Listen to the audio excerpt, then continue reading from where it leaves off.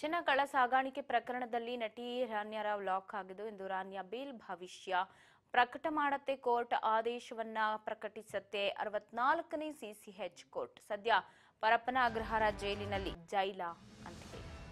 ಇವತ್ತೇ ಆದೇಶವನ್ನ ಪ್ರಕಟಿಸುವ ಸಾಧ್ಯತೆ ಹೆಚ್ಚಿದೆ.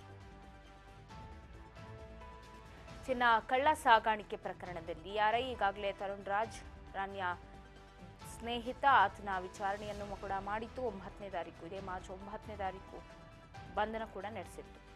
ಇತ್ತ ಗೆಳೆಯ ತರುಣ್ ರಾಜ್ ಅರ್ಜಿ ವಿಚಾರಣೆ ಒಂದು ಕಡೆ, ಆದೇಶ ಬೇಲ ಅಥವಾ ಜೈಲ ಅನ್ನೋದು ಮತ್ತೊಂದು ಕಡೆ. 64ನೇ ಸಿಸಿಎಚ್ ಕೋರ್ಟ್ ಕೆಲವೇ ಕ್ಷಣಗಳಲ್ಲಿ ನಟಿ ರಾನ್ಯ ಬೇಲನ್ನ ನೀಡತ್ತಾ ಅಥವಾ ರಿಜೆಕ್ಟ್ ಮಾಡುತ್ತಾ, ಪರಪ್ಪನ ಅಗ್ರಹಾರ ಜೈಲೇ ಗತಿಯಾಗತ್ತಾ ಅನ್ನೋದನ್ನ ಕಾದಷ್ಟೇ ನೋಡಬೇಕು.